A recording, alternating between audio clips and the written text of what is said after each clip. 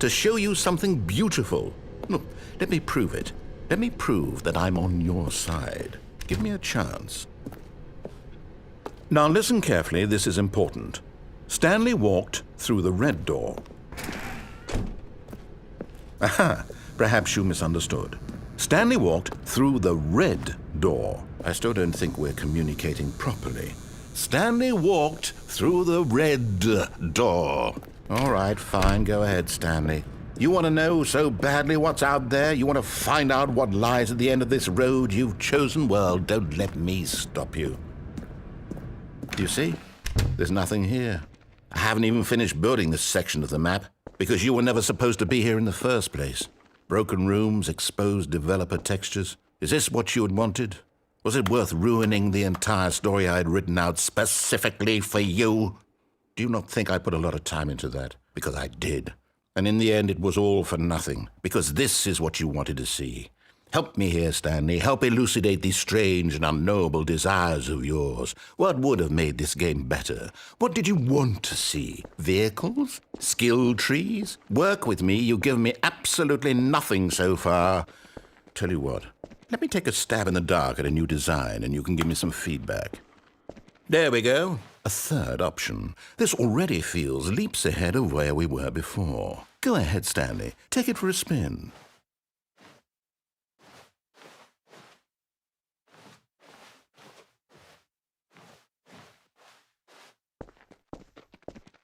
Okay, I'm going to stop you there. Now, tell me about your experience with this new version. Would you say that the game benefited from allowing you more choices?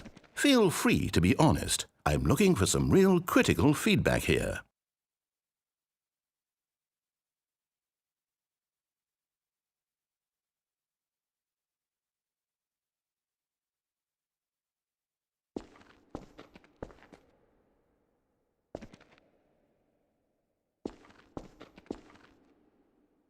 Aha! You see, I knew I was onto something. Where do these flashes of inspiration come from? How did I know the game needed a third door? Well, it's instinct mostly, a calling in your gut. I really couldn't say where the idea came from, except that I felt it in my soul. You can't teach that, Stanley. Don't even try. Here, based on the data from your previous playthrough, I've compiled a new version. And to be perfectly candid, I think I've knocked it out of the park with this one. Let's take a look.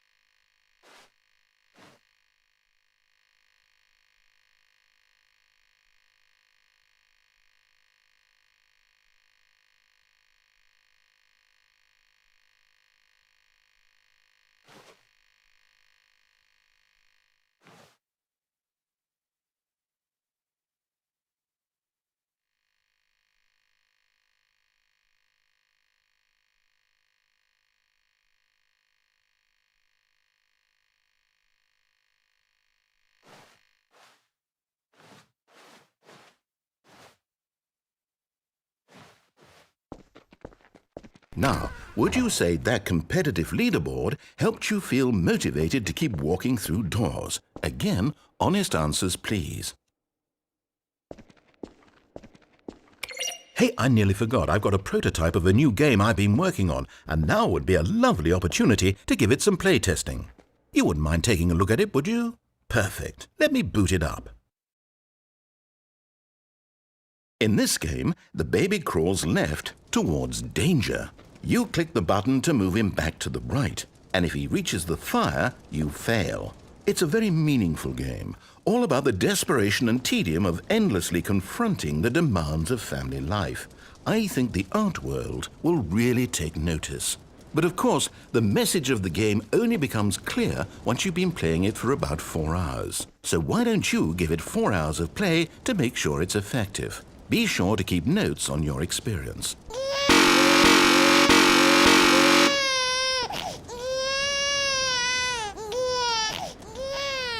You heartless bastard. Did you do it because you hate babies or purely to spite me? Because if it's the latter, well, I don't know what to do. I'm completely out of ideas. I can't think of a single thing that might improve the experience for me. I'm not even going to try. I'm out. I'm done. It's over. Thank you for playing. Your input was extremely valuable. Oh, hey, since my game was so awful, why don't we play someone else's game, just to ease the pain? Let's see. What do we have here? Yes, this seems like it'll work. Let's give it a shot.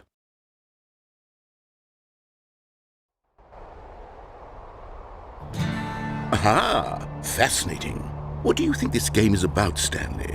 What's our backstory? What is our motivation? Well, it seems obvious to me that you are meant to play as a creepy man spying on innocent civilians below you from up high in your creep tower, perhaps for some sort of twisted erotic purpose. Yes, that must be it. What a fascinating venture into the experience of total mental depravity. So far, I love everything about this game, Stanley. And it seems there's even more. Come, let's venture outward and see what else is out there.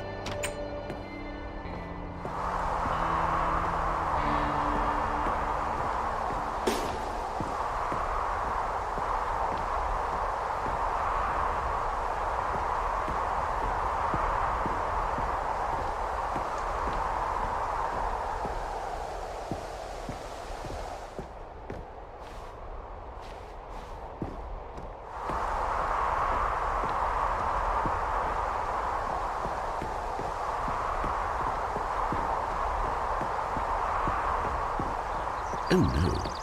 No, it can't be.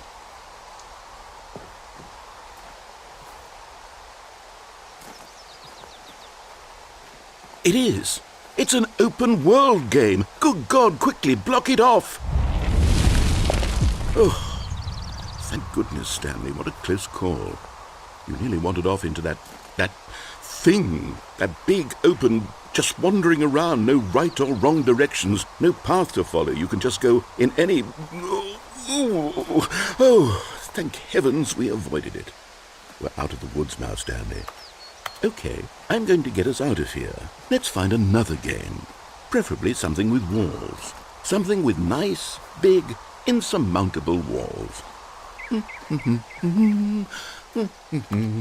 Okay, I think this will be just the thing.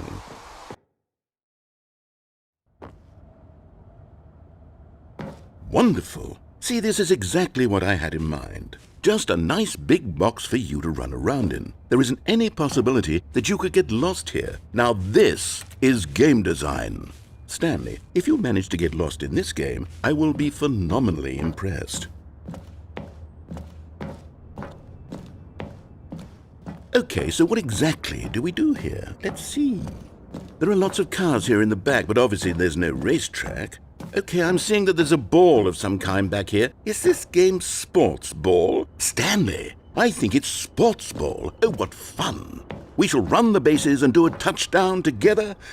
Yes, I think surely we must. Okay, Stanley, here's the ball. Have fun.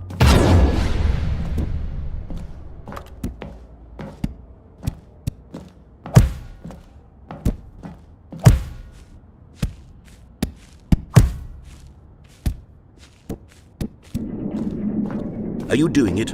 Are you winning? Is this fun? Is it better than my miserable little story that I worked so... Hold on. What are you doing?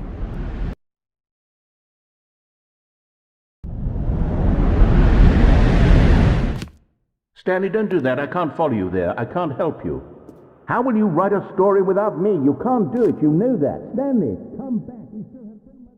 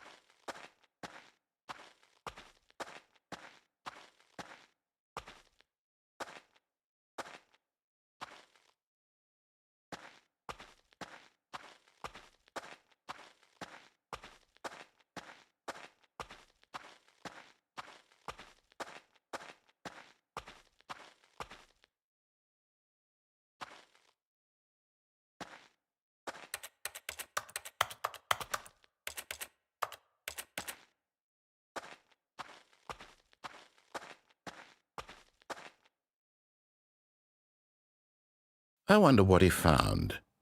If what he wanted was to be the leading man in his own story, well, perhaps he's gotten it, down in wherever he is right now. I wonder if he's happy with his choice, and if he's learned the heavy cost that comes with it. He'll understand soon what I was trying to tell him. He needs me. Someone who will wrap everything up at the end, to make sense out of the chaos and the fear and the confusion. That's who I am. That is what I mean to this world. Oh, yes. Yes, I'll be back. There's no other way. Once this ends, after it all comes to a close, then I'll be back.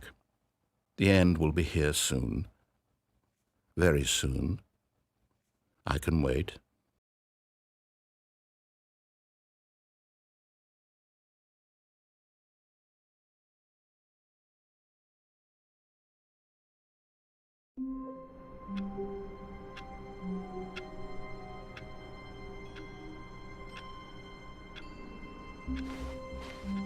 All of his co-workers were gone. What could it mean? Stanley decided to go to the meeting room. Perhaps he had simply missed a memo.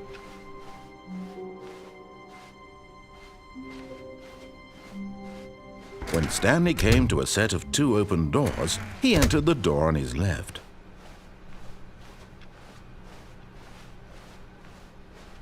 Yet there was not a single person here either. Feeling a wave of disbelief, Stanley decided to go up to his boss's office. Coming to a staircase, Stanley walked upstairs to his boss's office. But Stanley just couldn't do it. He considered the possibility of facing his boss. Admitting he had left his post during work hours, he might be fired for that. And in such a competitive economy, why had he taken that risk? All because he believed everyone had vanished? His boss would think he was crazy. And then something occurred to Stanley. Maybe, he thought to himself, maybe I am crazy. All of my co-workers blinking mysteriously out of existence in a single moment for no reason at all. None of it made any logical sense. And as Stanley pondered this, he began to make other strange observations. For example, why couldn't he see his feet when he looked down? Why did doors close automatically behind him wherever he went? And for that matter, these rooms were starting to look pretty familiar. Were they simply repeating? No, Stanley said to himself, this is all too strange. This can't be real. And at last, he came to the conclusion that had been on the tip of his tongue. He just hadn't found the words for it. "I'm dreaming!" he yelled. "This is all a dream." Oh, what a relief Stanley felt to have finally found an answer, an explanation. His co-workers weren't actually gone. He wasn't going to lose his job. He wasn't crazy after all. And he thought to himself, I suppose I'll wake up soon. I'll have to go back to my boring real-life job pushing buttons. I may as well enjoy this while I'm still lucid. So he imagined himself flying and began to gently float above the ground. Then he imagined himself soaring through space on a magical starfield, and it too appeared. It was so much fun, and Stanley marveled that he had still not woken up. How was he remaining so lucid? And then perhaps the strangest question of them all entered Stanley's head. One he was amazed he hadn't asked himself sooner. Why is there a voice in my head dictating everything that I'm doing and thinking? Now the voice was describing itself being considered by Stanley, who found it particularly strange. I'm dreaming about a voice describing me, thinking about how it's describing my thoughts, he thought. And while he thought it all very odd and wondered if this voice spoke to all people in their dreams, the truth was that, of course, this was not a dream. How could it be? Was Stanley simply deceiving himself, believing that if he's asleep, he doesn't have to take responsibility for himself? Stanley is as awake right now as he's ever been in his life. Now, hearing the voice speak these words was quite a shock to Stanley. After all, he knew for certain, beyond a doubt, that this was in fact a dream. Did the voice not see him float and make the magical stars just a moment ago? How else would the voice explain all that? This voice was a part of himself too. Surely, if he could just... He would prove it. He would prove that he was in control, that this was a dream. So he closed his eyes gently, and he invited himself to wake up. He felt the cool weight of the blanket on his skin, the press of the mattress on his back, the fresh air of a world outside this one. Let me wake up, he thought to himself. I'm through with this dream. I wish it to be over. Let me go back to my job. Let me continue pushing the buttons. Please, it's all I want. I want my apartment and my wife and my job. All I want is my life exactly the way it's always been. My life is normal. I am normal. Everything will be fine. I am okay.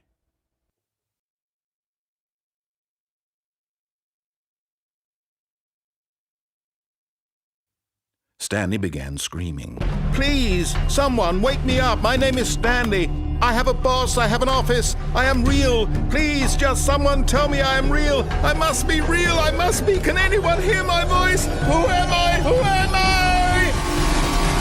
And everything went black.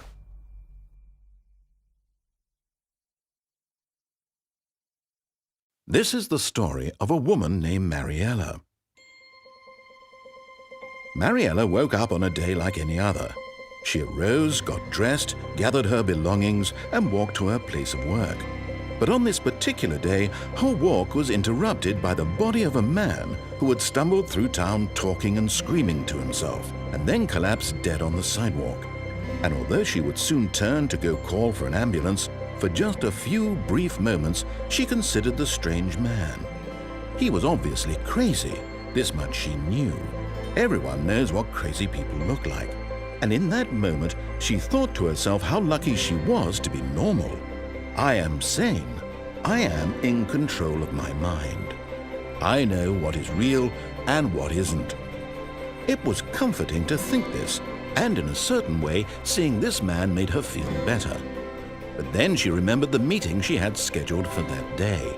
The very important people whose impressions of her would affect her career, and by extension, the rest of her life. She had no time for this, so it was only a moment that she stood there, staring down at the body. And then she turned and ran.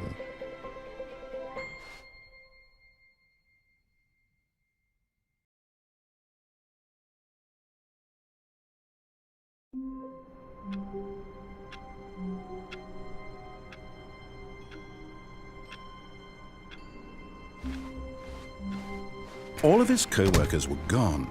What could it mean? Stanley decided to go to the meeting room. Perhaps he had simply missed a memo.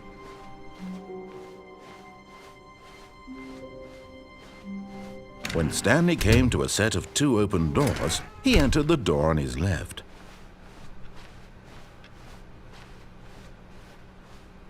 Yet there was not a single person here either. Feeling a wave of disbelief, Stanley decided to go up to his boss's office. Coming to a staircase, Stanley walked upstairs to his boss's office.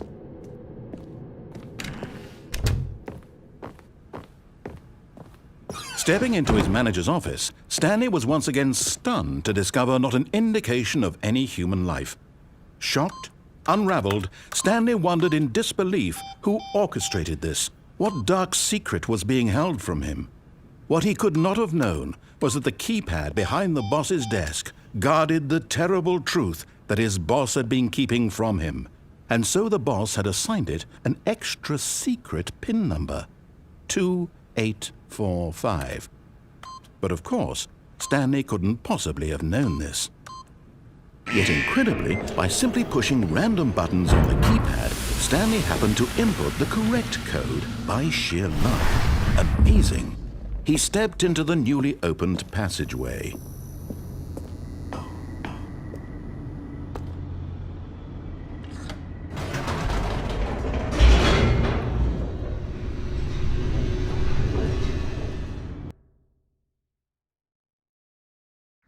Descending deeper into the building, Stanley realized he felt a bit peculiar.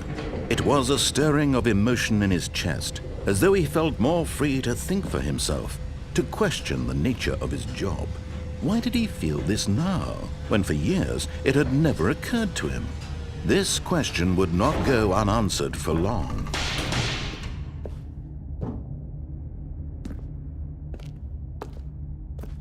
Stanley walked straight ahead through the large door that read Mind Control Facility.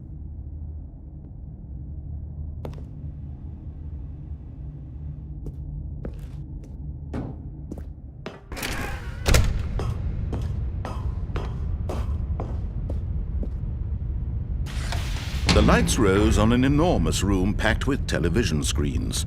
What horrible secret did this place hold? Stanley thought to himself. Did he have the strength to find out?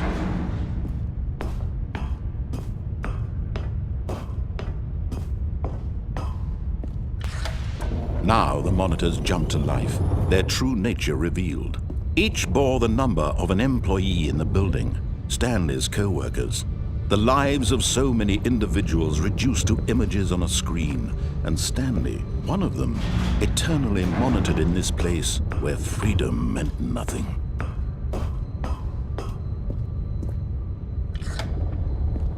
This mind control facility, it was too horrible to believe. It couldn't be true. Had Stanley really been under someone's control all this time? Was this the only reason he was happy with his boring job? That his emotions had been manipulated to accept it blindly? No, he refused to believe it. He couldn't accept it. His own life in someone else's control? Never! It was unthinkable, wasn't it? Was it even possible? Had he truly spent his entire life utterly blind to the world? But here was the proof, the heart of the operation. Controls labeled with emotions, happy or sad or content. Walking, eating, working, all of it monitored and commanded from this very place. And as the cold reality of his past began to sink in, Stanley decided that this machinery would never again exert its terrible power over another human life. For he would dismantle the controls once and for all.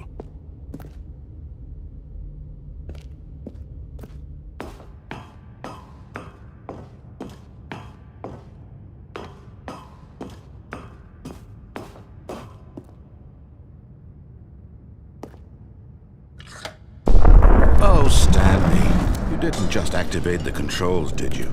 After they kept you enslaved all these years, you go and you try to take control of the machine for yourself. Is that what you wanted? Control? Oh, Stanley, I applaud your effort, I really do. But you need to understand, there's only so much that machine can do. You were supposed to let it go, turn the controls off, and leave. If you want to throw my story off track, you're going to have to do much better than that. I'm afraid you don't have nearly the power you think you do. For example, and I believe you'll find this pertinent, Stanley suddenly realized he had just initiated the network's emergency detonation system. In the event that this machine is activated without proper DNA identification, nuclear detonators are said to explode, eliminating the entire complex. How long until detonation then? Let's say, 2 minutes.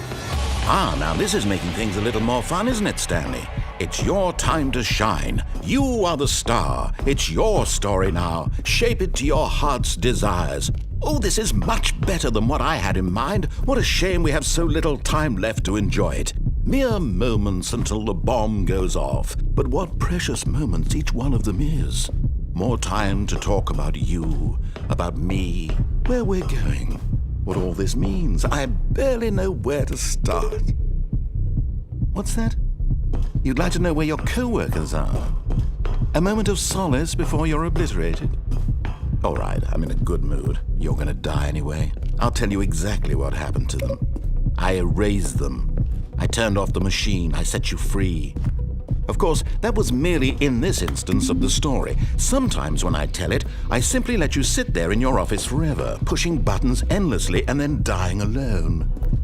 Other times, I let the office sink into the ground, swallowing everyone inside, or I let it burn to a crisp. I have to say this, though, this version of events has been rather amusing. Watching you try to make sense of everything and take back the control wrested away from you, it's quite rich. I almost hate to see it go. But I'm sure whatever I come up with on the next go-around will be even better. My goodness, only 34 seconds left. But I'm enjoying this so much. You know what? To hell with it. I'm going to put some extra time on the clock, why not? These are precious additional seconds, Stanley. Time doesn't grow on trees. Oh dear me, what's the matter, Stanley?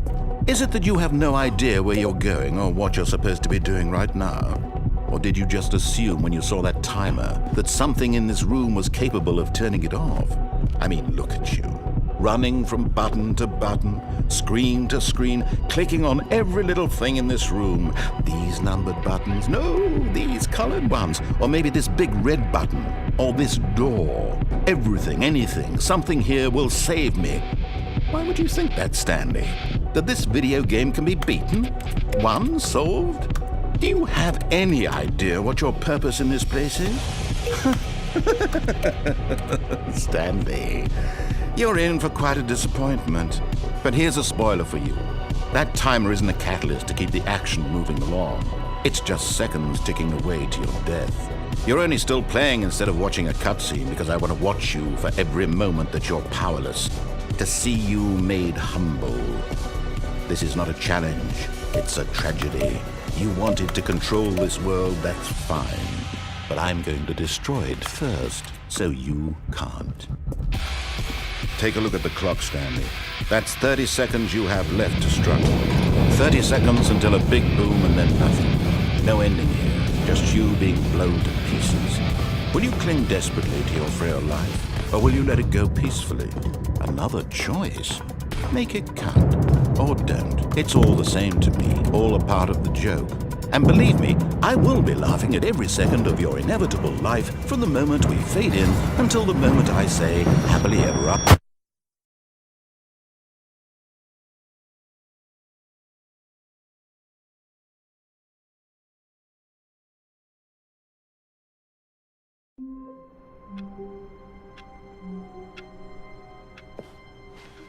All of his co-workers were gone. What could it mean? Stanley decided to go to the meeting room. Perhaps he had simply missed a memo.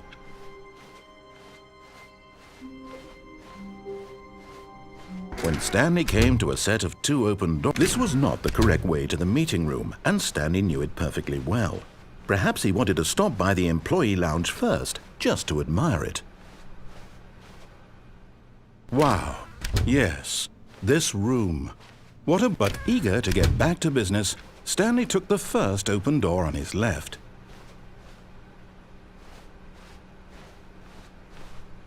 Stanley was so bad at following directions, it's incredible he wasn't fired years ago. Look, Stanley, I think perhaps we've gotten off on the wrong foot here. I'm not your enemy, really, I'm not. I realize that investing your trust in someone else can be difficult, but the fact is that the story has been about nothing but you all this time. There's someone you've been neglecting, Stanley. Someone you've forgotten about. Please, stop trying to make every decision by yourself. Now, I'm not asking for me, I'm asking for her. This is it, Stanley. Your chance to redeem yourself, to put your work aside, to let her back into your life. She's been waiting.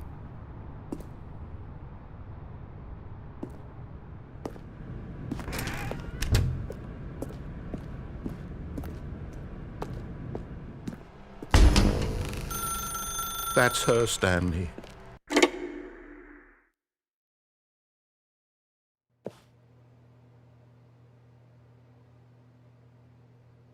Oh, Stanley, is that you? Hold on, sweetie. Sorry to keep you waiting. I'm just pulling the bread out of the oven. All right. Okay, there we go. All right, now, I want you to come in and tell me all about your day. Gotcha. Oh, come on. Did you actually think you had a loving wife who'd want to commit their life to you? I'm trying to make a point here, Stanley. I'm trying to get you to see something. Come inside. Let me show you what's really going on here.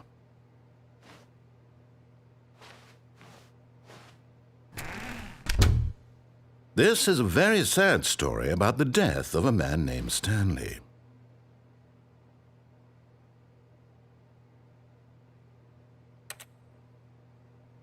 Stanley is quite a boring fellow. He has a job that demands nothing of him, and every button that he pushes is a reminder of the inconsequential nature of his existence.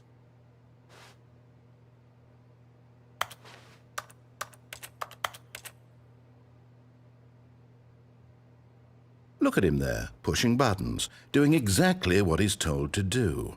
Now he's pushing a button. Now he's eating lunch. Now he's going home. Now he's coming back to work. One might even feel sorry for him, except that he's chosen this life. But in his mind, in his mind he can go on fantastic adventures. From behind his desk, Stanley dreamed of wild expeditions into the unknown, fantastic discoveries of new lands. It was wonderful, and each day that he returned to work was a reminder that none of it would ever happen to him. And so he began to fantasize about his own job. First, he imagined that one day while at work, he stepped up from his desk to realize that all of his co-workers, his boss, everyone in the building had suddenly vanished off the face of the earth. The thought excited him terribly. So he went further. He imagined that he came to 2 open doors and that he could go through either. At last, choice. It barely even mattered what lay behind each door. The mere thought that his decisions would mean something was almost too wonderful to behold. As he wandered through this fantasy world, he began to fill it with many possible paths and destinations. Down one path lay an enormous round room with monitors and mind controls. And down another was a yellow line that weaved in many directions, and down another was a game with a baby. And he called it the Stanley Parable. It was such a wonderful fantasy, and so in his head he relived it again, and then again, and again, over and over, wishing beyond hope that it would never end, that he might always feel this free. Surely there's an answer down some new path, mustn't there be? Perhaps if he played just one more time. But there is no answer. How could there possibly be? In reality, all he's doing is pushing the same buttons he always has. Nothing has changed. The longer he spends here, the more invested he gets, the more he forgets which life is the real one. And I'm trying to tell him this, that in this world he can never be anything but an observer, that as long as he remains here, he's slowly killing himself. But he won't listen to me. He won't stop. Here, watch this.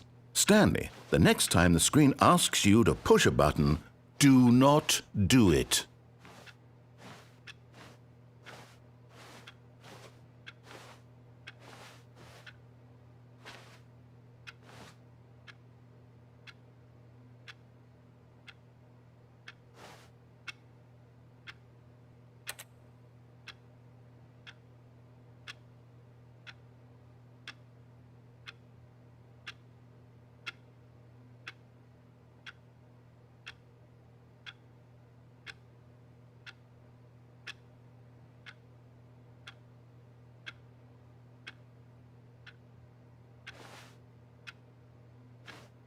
You see?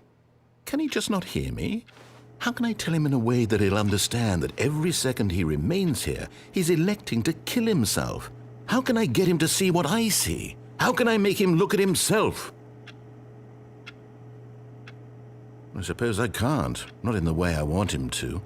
But I don't make the rules. I simply play to my intended purpose, the same as Stanley. We're not so different, I suppose. I'll try once more to convey all this to him. I'm compelled to. I must.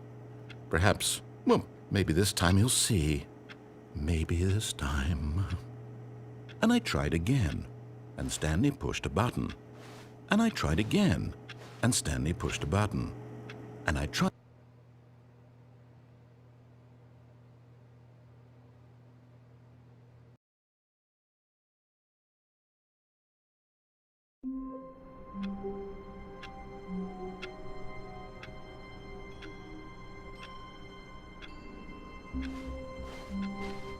All of his co-workers were gone. What could it mean? Stanley decided to go to the meeting room. Perhaps he had simply missed a memo.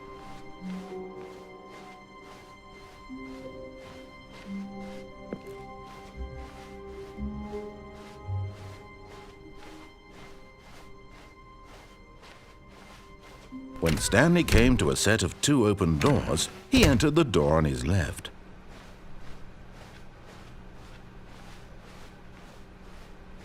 Yet there was not a single person here either. Feeling a wave of disbelief, Stanley decided to go up to his boss's office, hoping he might find an answer there. Coming to a staircase, Stanley walked upstairs to his boss's office.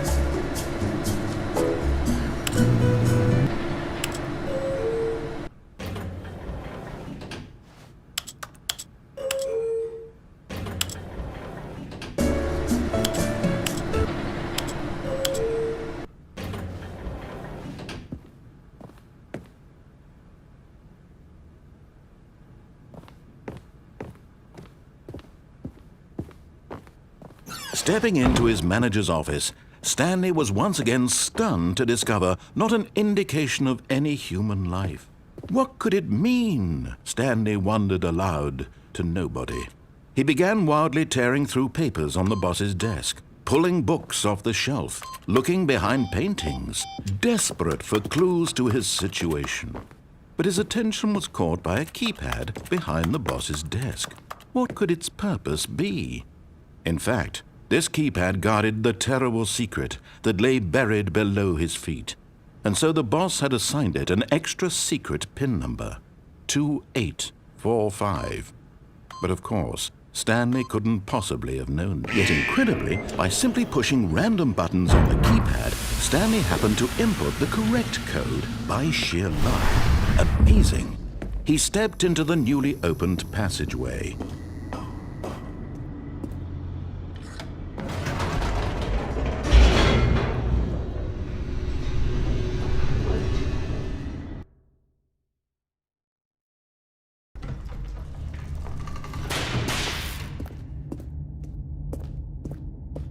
Stanley walked straight ahead through the large door that read Mind Control Facility.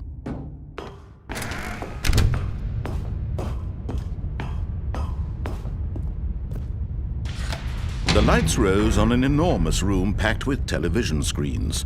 What horrible secret did this place hold? Stanley thought to himself. did he have the strength to find out?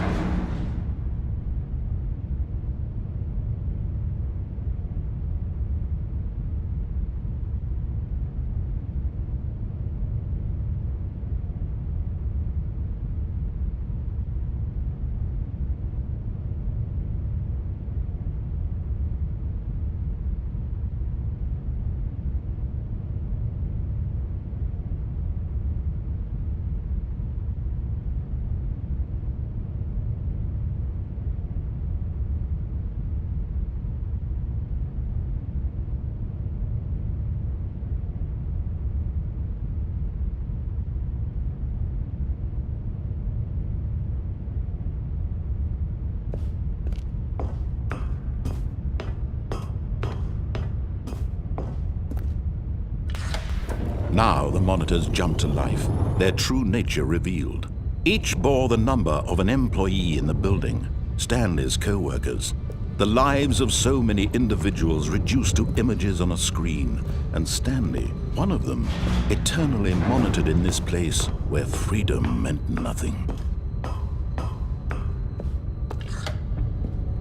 This mind control facility, it was too horrible to believe. It couldn't be true. Had Stanley really been under someone's control all this time? Was this the only reason he was happy with his boring job? That his emotions had been manipulated to accept it blindly? No, he refused to believe it. He couldn't accept it. His own life in someone else's control? Never! It was unthinkable, wasn't it? Was it even possible? Had he truly spent his entire life utterly blind to the world? But here was the proof, the heart of the operation. Controls labeled with emotions, happy or sad or content. Walking, eating, working, all of it monitored and commanded from this very place. And as the cold reality of his past began to sink in, Stanley decided that this machinery would never again exert its terrible power over another human life. For he would dismantle the controls once and for all.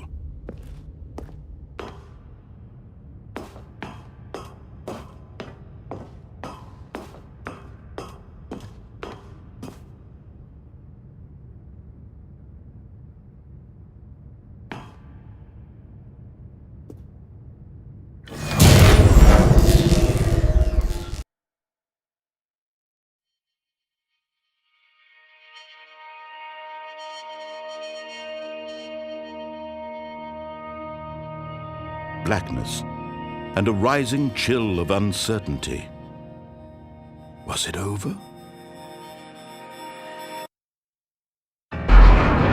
Yes! He had won! He had defeated the machine, unshackled himself from someone else's command. Freedom was mere moments away. And yet, even as the immense door slowly opened, Stanley reflected on how many puzzles still lay unsolved. Where had his co-workers gone? How had he been freed from the machine's grasp? What other mysteries did this strange building hold? But as sunlight streamed into the chamber, he realized none of this mattered to him, for it was not knowledge or even power that he had been seeking, but happiness. Perhaps his goal had not been to understand, but to let go. No longer would anyone tell him where to go, what to do, or how to feel. Whatever life he lives, it will be his. And that was all he needed to know. It was perhaps the only thing worth knowing. Stanley stepped through the open door.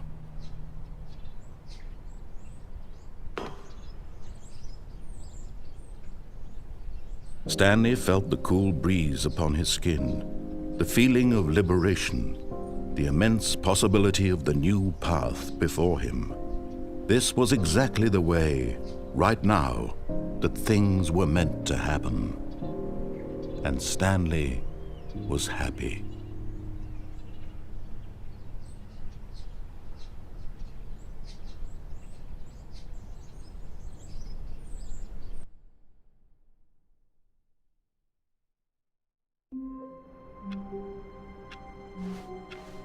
All of his co-workers were gone. What could it mean? Stanley decided to go to the meeting room. Perhaps he had simply missed a memo.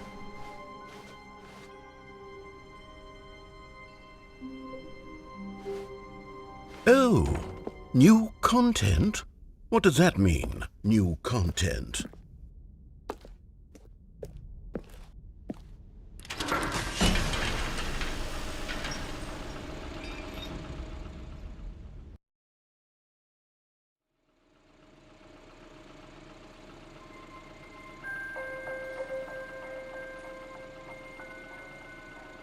Hello, and thank you for playing the Stanley Parable Ultra Deluxe. As you may know, the Stanley Parable was a video game released in 2013 on home computers. After receiving critical and commercial success, it was expanded upon in 2022 with the Stanley Parable Ultra Deluxe, a reimagining of the game for consoles and home computers. The Stanley Parable Ultra Deluxe features exciting new content that broadens and expands the world of the Stanley Parable, delighting audiences the world over. Please, step inside and see what thrilling new adventures await in the Stanley Parable Ultra Deluxe. Oh, well, this sounds delightful. I'm very excited to see the thrilling new Ultra Deluxe content.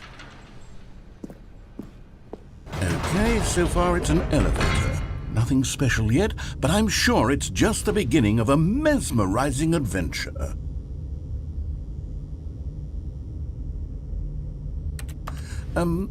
Is it broken? What's going on here? Should we be moving somewhere or... Oh, there we go. All right, finally, at long last, it's on to the new content. I've never been more ready. Let's do it.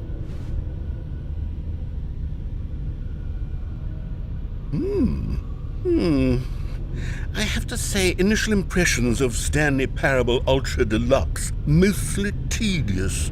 It's as if Oh, okay. Let's see the content. Give me the content, Stanley.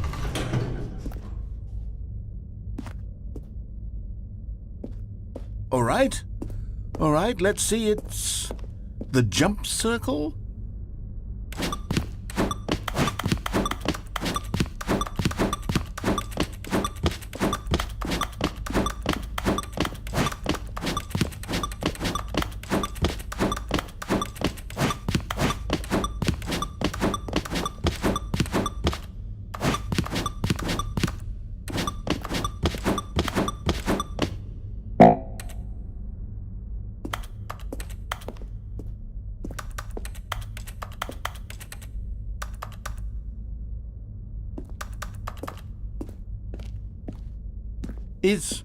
Is that it? Surely that's not all the new content. There has to be something else, right?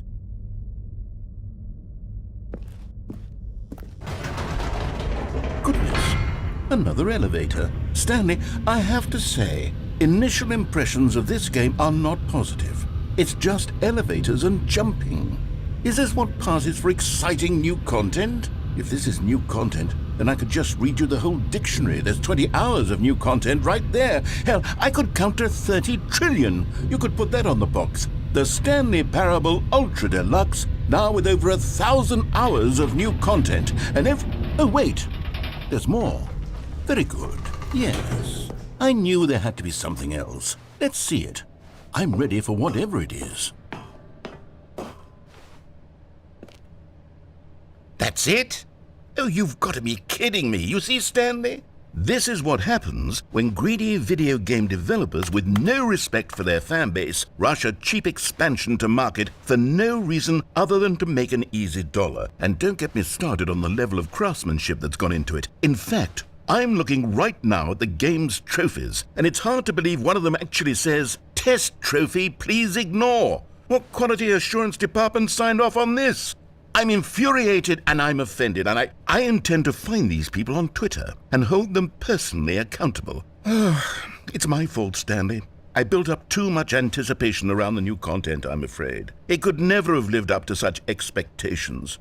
If you're still with me, why don't we just reset the game and we'll try to get back to what the Stanley Parable is really about.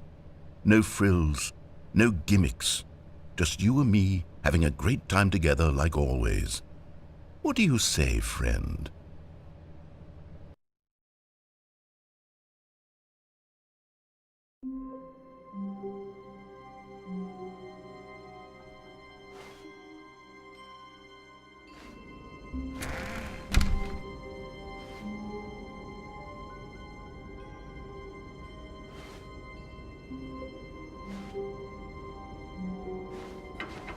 Psst! Stanley! Come over here! In the vent! I want to show you something!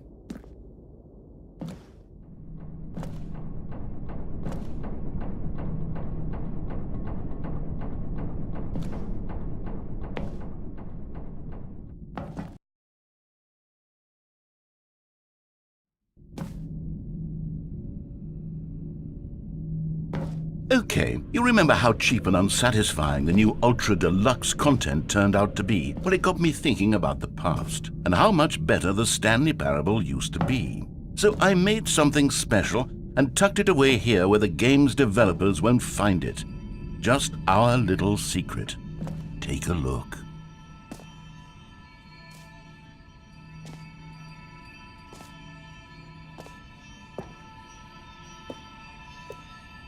I call it the Memory Zone.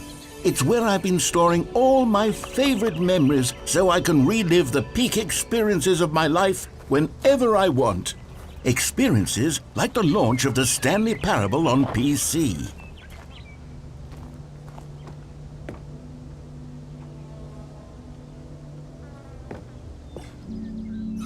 You see, Stanley, doesn't the Memory Zone remind you of how wonderful Stanley Parable was before it was sullied with a cheap PlayStation port?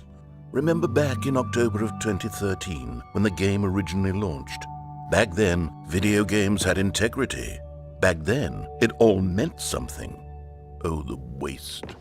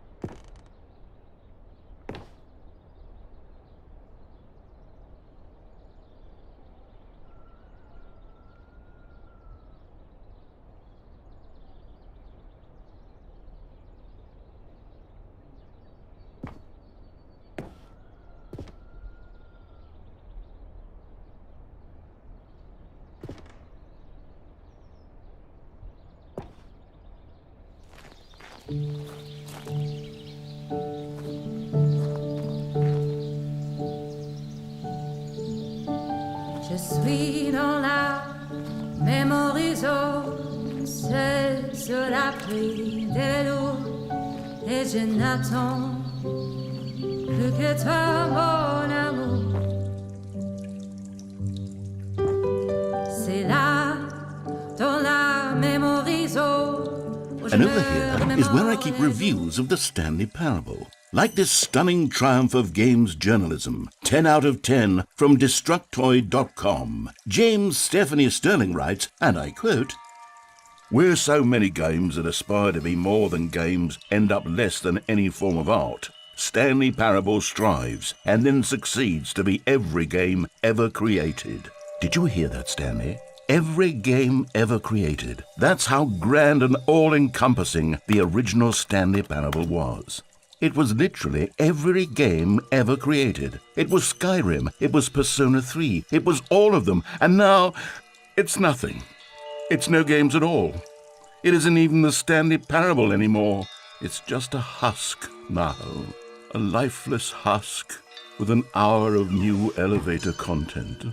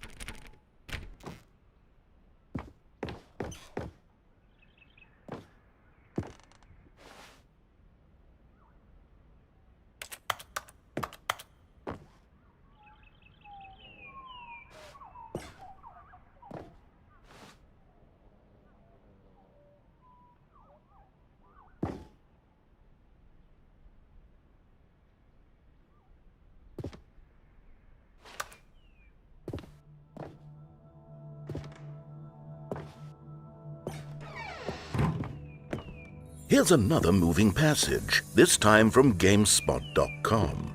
The Stanley Parable is both a richly stimulating commentary on the nature of choice in games and one that offers some of the most enjoyable, surprising, and rewarding choices I've ever been confronted with in a game. 9 out of 10. Don't you get it, Stanley? The game was perfect. It didn't need anything else. It didn't need new content. All they had to do was transport it in pristine condition along to the PlayStation, boom, done. And they couldn't even do that. Couldn't resist the urge to go meddling with a beloved franchise.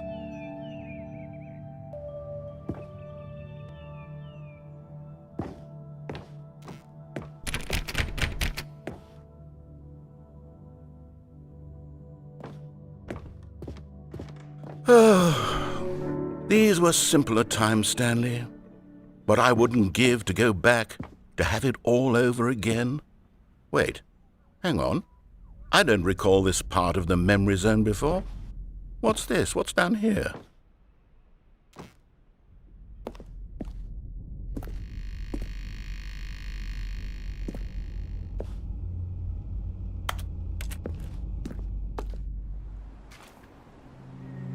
Oh no, oh God, no, Stanley. It's a collection of reviews from Pressurized Gas, the extremely popular online storefront for computer games. I haven't looked at these in years. I can't even imagine what's been collecting down here. Surely these reviews were glowing as well, weren't they?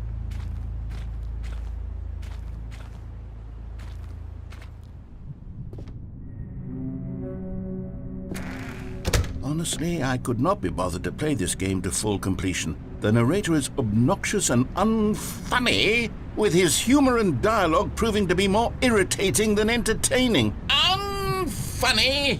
I'm not trying to be funny. I'm trying to make a serious work of art. I suppose I could write up a handful of gags to insert into the Stanley Parable, but the game is already such a densely layered web of profound philosophical insights that I can't even imagine where I'd have the room to stick them.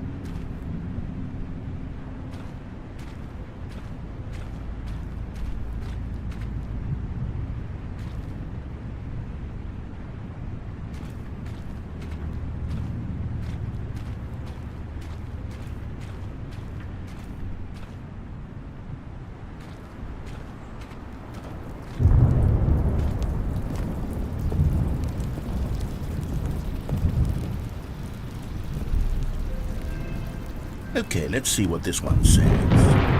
While the idea for the game is good, for someone who prefers non-linear games, this preachiness gets annoying fast. Preachy? Stanley? I'm not preachy, am I?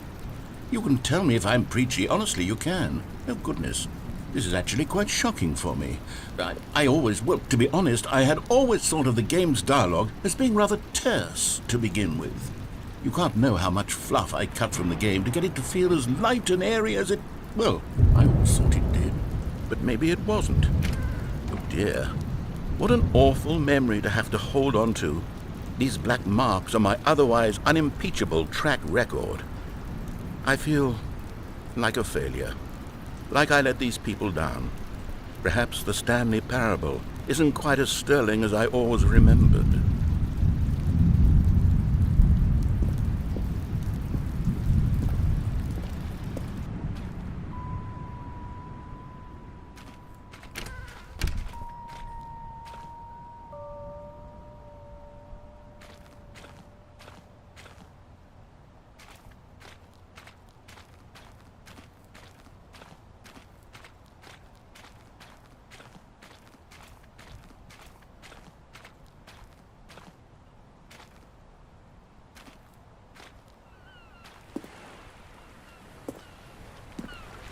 What's this one got to say? You constantly have to stop doing anything so the narrator can catch up with his long-winded explanations of what's happening. I wish there was a skip button. A skip button? Well, yes. Yes, I think we can do that. If I'm truly too preachy, then maybe letting you skip ahead for just a moment, surely it couldn't hurt. Not if it means we can strike these negative reviews from the record. Only positive reviews of the Stanley parable. That's my motto today, and it's always been my motto. I'd do anything for the customer, Stanley. Yes, a skip button we shall have. And here it is. Go ahead and give it a shot. I'll pop you forward in time so that the... Oh, you're back, you see. You were only frozen in time for a few minutes, but it was plenty of time for me to deliver a long, rambling monologue full of unnecessary verbal... Well there, sport. You really did catch me rambling on a bit, didn't you? But that's the power of the button. The minute I start to go off on a thoughtless display of self-absorption... Okay, welcome back, Stanley. Now, I should say that the amount of time the button has been skipping through is becoming longer and longer. That last one was, well, I want to say maybe 30, 45 minutes? It's not unendurable by any means, but it's, well, there's really only so much I can ramble on to my... Stanley, please don't push the button again. It's been 12 hours. You've just been frozen there. I don't know why the skips are getting longer, but they're really, truly... Oh, Stanley, you're back. You're back. Oh, my goodness. I have someone to talk to again. Stanley, I think it's been a week. Or 2 weeks.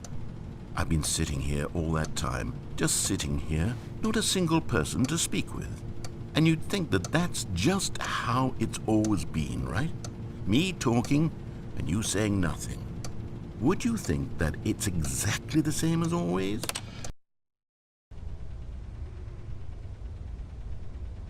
Oh, hello, it's you. You're here again. Welcome. I have had time to think about you and about us and about everything we've been through. I've had so much time. I stopped keeping track after a year. Have you ever sat down in one place and not moved for one entire year? Let me describe it for you. To begin with, there is only regret. There is only the turning wheel of missed opportunities. I felt nothing at all but regret.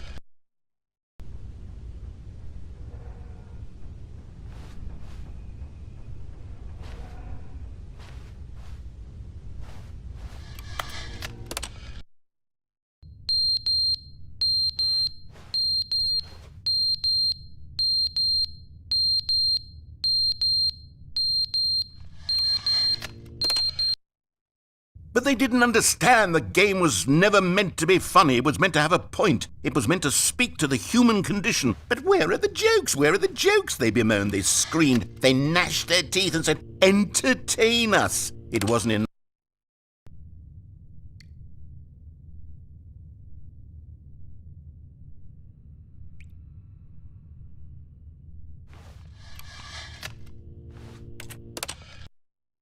The end is never the end, is never the end, is never the end, is never the end, is never the end, is never the end, is never the end, is never the end, is never the end, is never the end, is never the end, is never the end, is never the end, is never the end, is never the end, is never.